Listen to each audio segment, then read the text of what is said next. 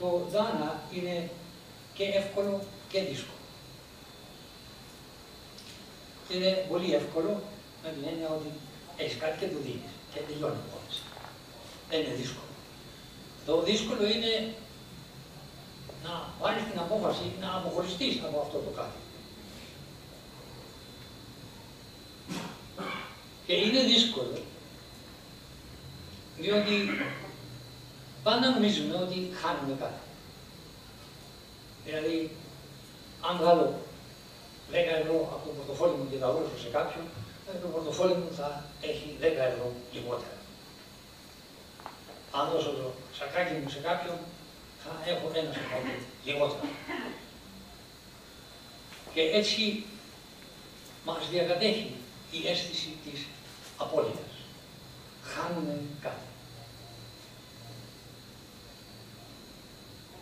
Και μπορεί να πει κανείς, ωραία, χάνεις κάτι εδώ, κερδίζεις στον παράδεισο, αλλά πώς μπορεί να είναι κανείς σίγουρο ότι κερδίζει στον παράδεισο? Δεν είναι. Δεν ξέρω αν υπάρχει κανένα παράδεισο. Το λένε οι θρησκείες μας, αλλά δεν είμαστε καθόλου σίγουροι. Έτσι χρειάζεται παράλληλα η πρώτη αρετή των αρχαίων Ελλήνων. Η πρώτη αρετή των αρχαίων Ελλήνων ήταν θάρρος, ανδρεία.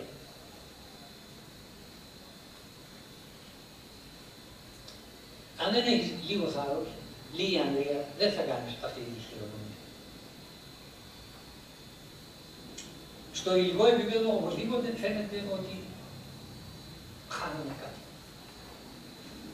Αλλά τι γίνεται στο λεπτότερο επίπεδο? Αυτή τη στιγμή, εγώ σας μιλάω εδώ και πόση ώρα, σχεδόν 2 ώρες. Έχασα τίποτα? Σας δίνω τις γνώσεις μου.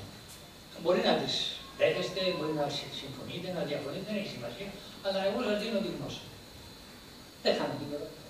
Ίσα ίσα. Οι γνώσεις μου εμπεδώνονται ακόμα περισσότερο μέσα στο νου. Και όσο περισσότερο το δίνω, τόσο περισσότερο θα εμπεδοθεί. Το ίδιο συμβαίνει με όλες τις μεταφυσικές ιδιότητες μας.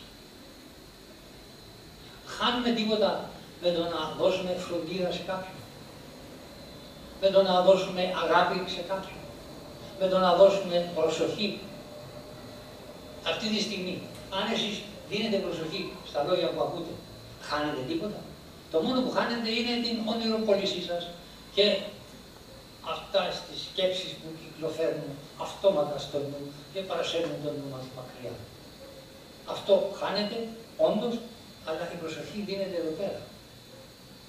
Και όπως λέει ο αρχαίος στοικός ο Επίκτηνος, θα γίνεις καλύτερος άνθρωπος με το να χάνεις την προσοχή σου σε αφηρημάδες όλη την ώρα, παρά με το να την δίνεις και να την επικεντρώνεις κάπου. Δεν θα είσαι καλύτερος με τη δεύτερη δραστηριότητα? Διαφωνεί κανείς? Αυτό είναι το δώσιμο της προσοχής. Δώσιμο όλων των, όπως είπα, μεταφυσικών ιδιοτήτων μας, νοητικών ιδιοτήτων μας, συναισθηματικών ιδιοτήτων. Εκεί δεν χάνουμε τίποτα. Ίσα ίσα αυτές αυξάνονται, εδραιώνονται και μας κάνουν δυνατότερους. Διότι ο αφηρημένος άνθρωπος είναι αδύναμος. Ο άνθρωπος που δεν έχει έλεγχο πάνω στην προσοχή του είναι φοβερά αδύναμος. Η προσοχή του την παίρνει οτιδήποτε. Βλέπετε, ένα από τα πράγματα τα οποία διδάσκουμε και τονίζουμε επανειλημμένα στις διαλέξεις μας, τις κανονικές των όμιλων μελετών, είναι ο έλεγχος της προσοχής. Η διεύρυνση της προσοχής. Και ξεχωρίζει ο άνθρωπος ο οποίος δίνει προσοχή από τον άνθρωπο ο οποίος χάνει την προσοχή. Ξεχωρίζει όπως η μέρα από τη νύχτα. δώσει το λόγο. Όταν διαπιστώσεις ότι οι νοητικές και συναισθηματικές ιδιότητες σου αυξάνονται καθώς τις δίνεις, τότε μπορεί να σου μπει η ιδέα ότι μπορεί να συμβαίνει κάτι ανάλογο και στον υλικό κόσμο. Καθώς δίνεις, παίρνεις. Προσέξτε κάτι.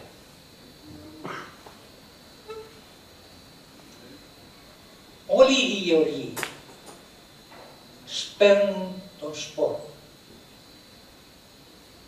Χάνουν τον σπόρο τον οποίο σπέρνουν. Η περιουσία τους μειώνεται. Αλλά έτσι και περάσουν λίγοι μήνες. Ο σπόρος τρώνε. Το ξέρουν οι γεωργοί πως θα μητρώσει ο σπόρος τους. Δεν το ξέρουν. Εμπιστεύονται τις δυνάμεις του σύμπαντος, ότι όντως θα υπάρξει ανταπόδοση.